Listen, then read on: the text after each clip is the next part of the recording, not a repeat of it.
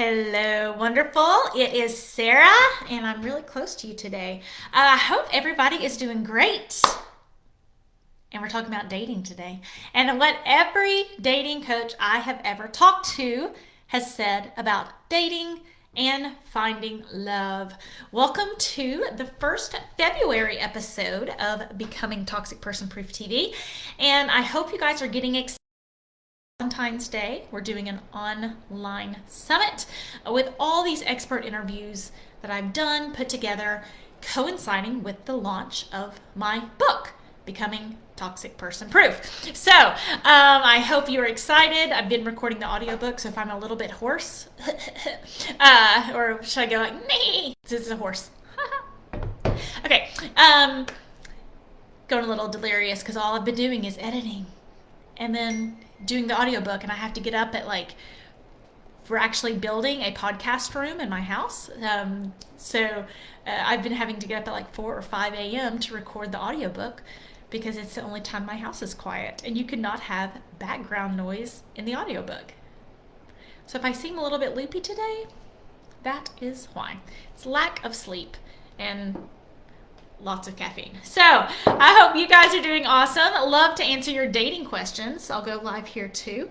And love to answer your dating questions and talk about what everyone has said. So what has everyone said? Can you guess? I had some people talk about it, and they said, be yourself. Don't ignore red flags and hope they get better. They won't. I don't know how many dating coaches actually say that. Sometimes I think dating coaches, Marcy was in my program. Sometimes I don't think dating coaches say that because they want to say, oh, they found you love. They're not really that interested if it's the right love or the right person. They just want, it counts in their numbers if they find you someone, even if he ends up being a nightmare. And the things you ignore now will be the reason that you leave later. Yeah. So here's what I want to talk to you about dating. Hi, Sylvia. Every guy dating coach says it's a numbers game. You try to meet as many people as possible because someone will say yes. Point one, it is a numbers game. That's what the guy coaches are saying. The female coaches are the ones who are saying be yourself. Okay? Know yourself.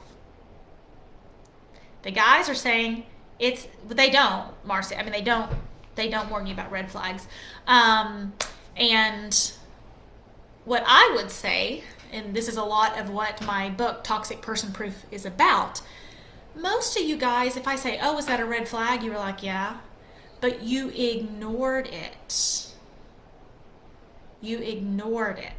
Okay? So it's not just about what are red flags, because that's really easy to Google. But why are you ignoring them? And there's a passage in my book, and it says, if you got a group of 13-year-old girls together and said, is this a red flag? Is this a red flag? Is this a red flag? Is this a red flag? They would say, yes, yes, yes. But why do you talk yourselves out of them? And why do you allow yourself to be taken out of them? That is a much better, much more important, and much more effective question. Okay, so check that out in my book. So, guys, it's a numbers game. Girls, you forget that you have choice. I want you to be choosing someone, not hoping to be chosen. Okay? And what happens is, after a toxic relationship, people just think, oh, well, I just need to find somebody else. But they are showing up with this sense of fear, this sense of needing to be chosen, this sense of still being trained by the last toxic relationship. And so they try to bring that version of themselves into dating. Now, I want to be very clear. If someone manipulated you, abused you, hurt you, I'm not saying that is your fault. If you bring that trained version of you, and you are hearing me say this, you are in my group, you are hearing the words, and then you bring that version of you into dating and into another relationship, and then it doesn't go well, that's where dating coaches are talking about do your own self-work, your own accountability. You've got to do the self-work between toxic relationship and new relationship. And if you don't, after a toxic relationship, so many people say, I don't even know who I am. I don't even know who I am. But I'm going to hope somebody else, I find somebody else. And think about how successful that's going to be. This dating coaches do talk about this. I don't even know who I am, but I'm really hoping to find somebody else. Okay? And I see so many women, and they are just not committed to themselves. They're not committed to their own healing journey. They're not committed to, they self-care, but even when I say self-care, it's like I get my nails done, which I have my nails done, right? I'm not saying that's bad. I'm not saying massages are bad. Please hear me. I'm not saying those things are bad. But they're not really teaching yourself how to follow through for yourself. You're not showing up committed to yourself. And that energy shows up in dating. And it's like, oh, I'm not committed to myself in any way. I'm not invested in myself in any way, but I'm really hoping someone else commits to me. There's a real incongruency, okay? So learn to become someone who is not trained by toxic people. Learn to become someone who is committed to following through of their own integrity. Not just looking for someone else to have integrity, but they become a person of integrity. And I think so often we think of integrity as like, well, I'm loyal, I'm not lying. But integrity can also be not lying to yourself about your current relationships or red flags, right? And when you are really committed to you, and then you can start choosing. Okay, I know myself, this is who I am, and this is what suits me. This does really well for me in relationships. This type of personality is a fit for me. This type of situation works for me. So this is what I'm looking for. Versus, I don't know, but I know I don't want to be alone. Oh, I hope they like me, right? I hope they choose me, okay? Really different energy. And I make a joke that neediness is not sexy. And it's not, right? So clear the neediness and come from a place of doing the choosing rather than hoping to be chosen. Okay. So, yeah, the guys can pick you out immediately. A couple of people asked the question about being single too. And how do I know it's not a fear of dating or getting close to someone? I want you to have choices, okay? And in the book, I talk about if you got a week-long vacation, the feeling of getting a week-long vacation or the feeling of being put on work furlough, okay? So you don't have to work next week. But think about, oh, I'm on vacation next week versus, oh, I'm worried about my job. They're putting me on work furlough. And the difference is having the choice. Or getting fired, right? If you're getting fired, you have no choice to work. Okay? Versus if you're on vacation and you have the choice to take off a week of work. Okay? Do you see how different those two things are? And that's how I want you to think about dating. Okay? I want you to have the choice. If you are comfortable with your choice and you are happy with your choice, great. That is your choice. I want you to have all the choices, okay? Life is good when we have choices. But if it doesn't feel like a choice, it feels just like, oh, I'm just shutting that door. That's not a choice. I see women get this wrong in two ways. One, the door is shut so tight and they have like their back against it where nobody can get in. And they're like, oh, I'm protecting myself. I'm protecting myself. Is this like cutting off my face? Sorry. And they don't let anybody in out of fear. Or people say, oh, well, just because I was, in one toxic relationship, I'm sure I'm going to be protected from the next one. And so they have their door slammed open and the door is wide open. Anybody can get in.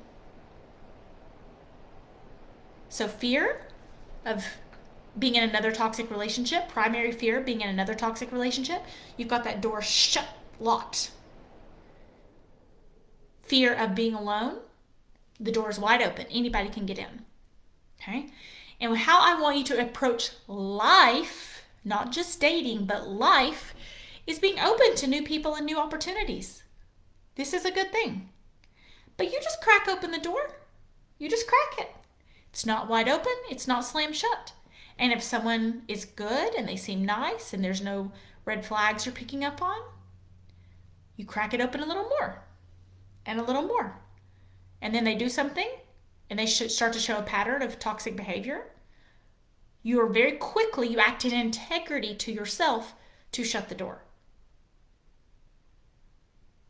And you're operating from a place of power. One, you're not so powerless that you have to have somebody and the door's wide open. You're not acting in a way of fear that the door is slammed shut and held. You have the choice. I have the choice to let the right people in and keep the wrong people out. I crack open the door. If you are good, I crack it open a little more for you. If you start to show bad behavior, I shut the door. I don't overthink shutting the door. I don't think I'm a bad person. I don't tell myself I'm too sensitive or I'm broken or I'm going to be alone or blah, blah, blah, blah, blah, blah, blah. And when guys are talking about that, it's a numbers game. If you know there were 100 people lined up outside of your door and someone was a good fit, would you have the door like this slammed shut? No, I don't care if you're a good fit. I don't even care how wonderful you are. You're the most perfect thing that could ever exist. I don't even care. I love being alone.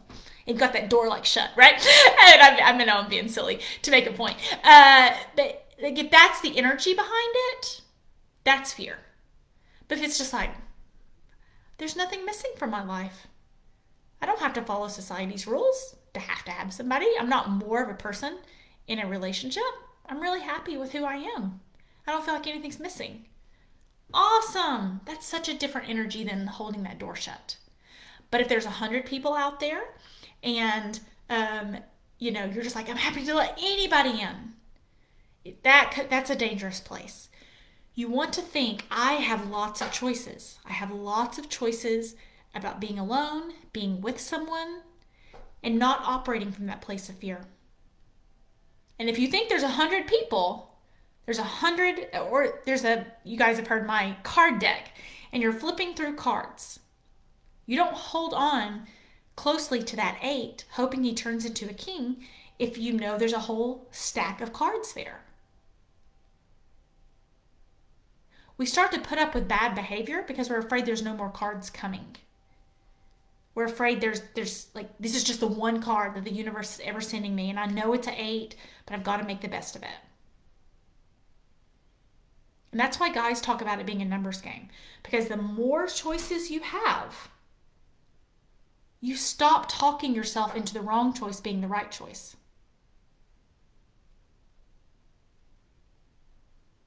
And you don't have to do it from a place of fear. You're like, you're an 8, you're a 10, ooh, you're a king. Okay. Because you feel like you have choices. And I will say, every dating coach, the worst way to find Mr. Right is to hold on to Mr. Wrong and hope he turns into Mr. Right. Okay? Trying to get a fixer-upper and hope he changes personalities. They definitely do not think that you should do that. And I also want, when you think about knowing yourself and doing that work before you go into another relationship, I want you to think about who you want to be with. And if I'm dating and I'm looking out into dating world, and I'm like, there's one guy who has done everything he can to get rid of his baggage, and he knows who he is. And there's another guy who doesn't know himself at all. He's just bringing in what I call the representative. He's bringing in the version of him to impress you.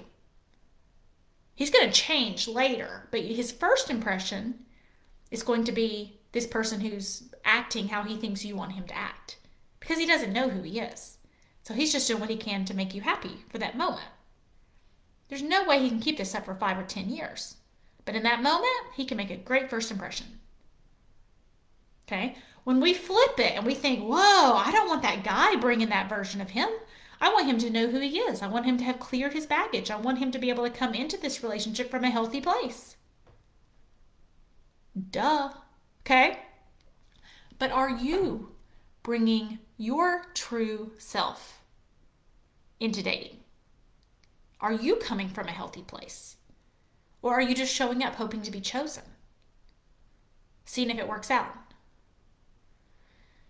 And recently, I've really been having to be really careful about what I say because you guys repeat my words back to me all the time. And, somebody said something like, well, you don't really like therapy. And I was like, what? Oh, no, I didn't say that. Or somebody else said I didn't like meditation. And I was like, oh, no, I don't really say that. What I say is connect the dots, okay?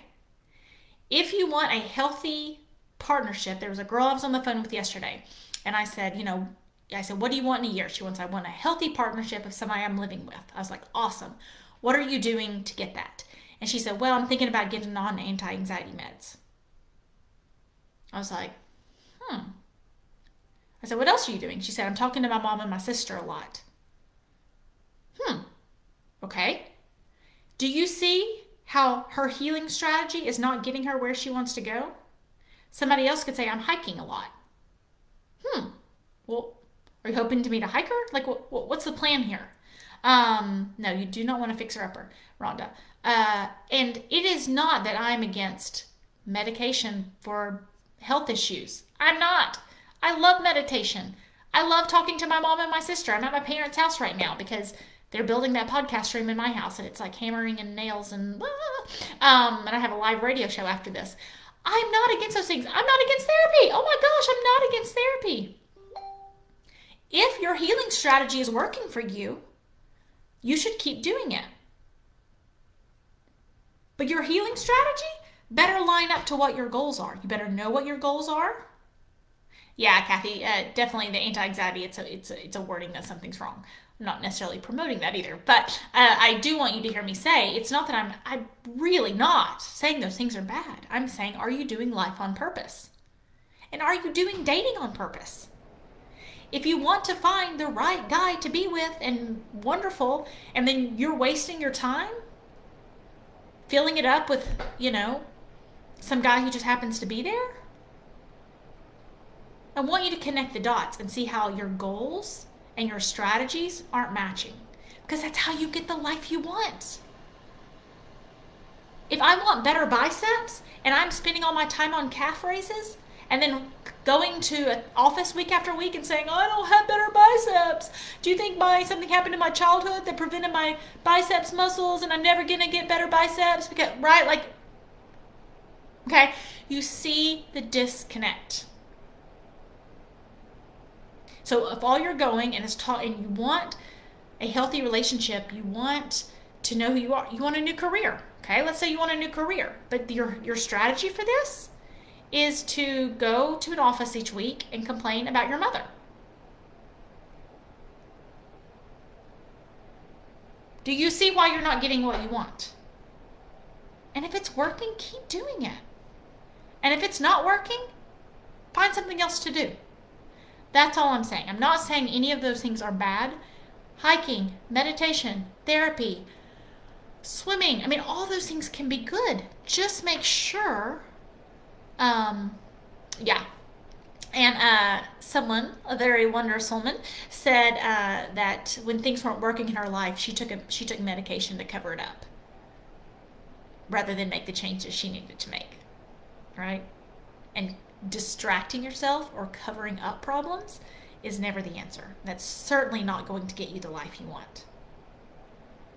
So, recap. I want you to have choices. If you choose to be alone, let it be a choice. If you choose to date, let it be a choice. I also want you to have the choices and think, the world is abundant, okay? Little known secret about the Wondrous Woman program, I don't let everybody in.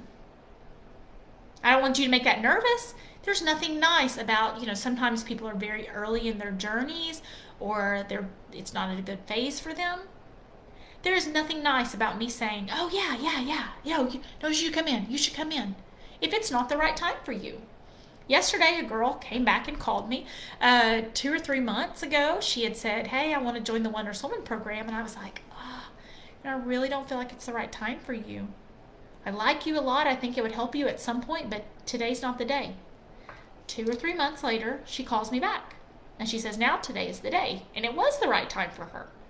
Okay, that's because I have the choice, because lots of women want to be in it. And I'm not coming from this desperate energy of like, oh, please be in it. Please be in it. Please choose me. Please choose me. Please choose me. I get to choose who's in it. And I get to act in integrity and say, if I say yes to you, it's because it's going to work for you. I want you to go into dating the same way, not from a desperate place of, please choose me, please choose me, please choose me.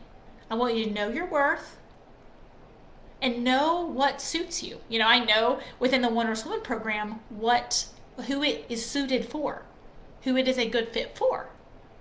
And I align with my integrity and stick with my integrity on that.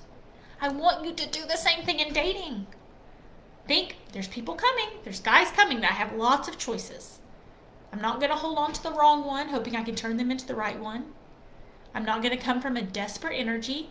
I know who I am and I know what suits me. I'm no longer trained by a toxic person. And I know I'm going to act in integrity to myself. 1, not showing up in desperation. And 2, showing up as if I have the choices, because you do have the choices. Okay? Yeah, somebody said they don't fully trust their own judgment with regards to relationships at the moment. Definitely get my book, Becoming Toxic Person Proof. It's not available for 2 weeks, but it's Clear the Confusion and Learn to Trust Yourself. Okay, that's literally what the entire book is about, helping you trust your own judgment when toxic people are trying to throw you off. So someone said, I'm old-fashioned. I'm not comfortable asking guys on a date. So my thoughts on that are, typically toxic people are often the very aggressive people. Okay? So sometimes your guy who's more shy might be less toxic. Okay? So and when people say I'm old-fashioned, I'm not comfortable, Maureen, I hope you're listening to my book today. Maureen's helping me out and listen to some of the audio. I'm not comfortable asking for a guy on a date. Usually I am fine if you don't ask them on a date if you are very clear in your green lights. What I don't think is fair is for you to look, I'm shut down, I'm protecting myself, I'm not going to give any signals of vulnerability. But if they decide to work through their fear and their strength and they take the chance and they're the guy who's asking, it's very important, he is vulnerable and I am not. Okay? That is not fair.